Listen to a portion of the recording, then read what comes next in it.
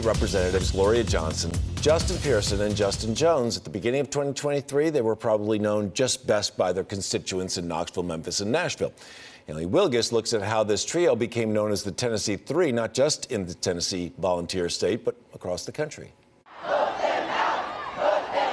Tensions boiled over at the Tennessee State Capitol in the wake of the March 27th Covenant school shooting. Protesters flooded the Capitol, hoping to turn tragedy into action on gun reform. We will not be quiet. We will not go silently. And our blood is on your hands. Their blood is on your hands. Evelyn, Hallie, William, Cynthia, Catherine, and Mike. American students are angry. We are scared, and we demand change. You will hear our voices loud and clear until we see that change. On the House floor, 3 Democrats made their voices heard. Just days after the Covenant shooting, Representatives Justin Jones, Justin Pearson, and Gloria Johnson walked up to the well, violating the chamber's rules of decorum.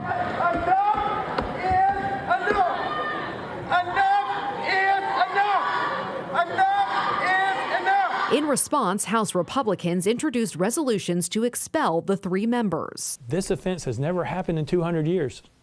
200 years. So if this does not rise to that level, then what does? On April 6th, the head of the expulsion resolution votes, hours of debate and heated moments. That's why you're standing there, because of that temper tantrum that day, for that yearning to have attention. That's what you wanted. Well, you're getting it now. Is elevating our voices for justice or change a temper tantrum? And you're going to cut off debate? Give me a break. Is this a circus?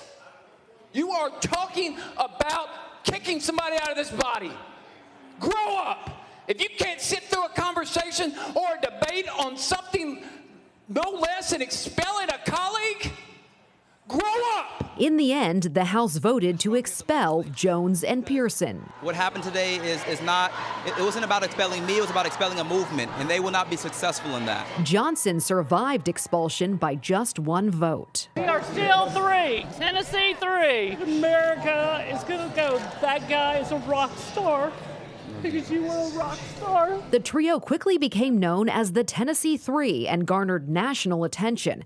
The very next day, Vice President Kamala Harris flew to Nashville to meet with the 3 and speak in support of them at Fisk University. And they understood the importance, these 3, of standing to say that people will not be silenced. Jones, Pearson, and Johnson then headed to New York to appear on ABC's GMA3. We're kicked out by an almost entirely white 75-member caucus on strictly partisan lines. It was a political lynching. It was an attempt to make a spectacle, an example out of us, to say, how dare you think you are equal? Back at home, it was back to business. Just 4 days after the expulsions, Metro Council voted to reinstate Jones as interim representative for District 52. Ayes 36, no. And Jones marched with supporters to the Capitol. This is about people power. It shows that people power is the ultimate power, not the decision of Speaker Cameron Sexton. Shelby County commissioners followed suit and voted to reappoint Pearson to his District 86 seat.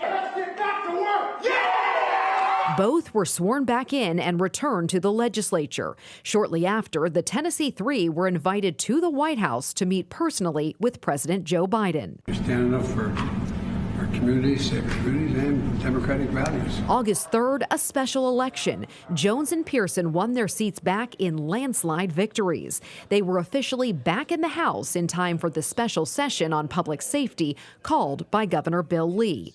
Jones was silenced for a day of the session after Republicans voted he violated newly enacted rules on disorderly behavior. And Pearson got into a scuffle with House Speaker Cameron Sexton. The session ended without passing any new laws.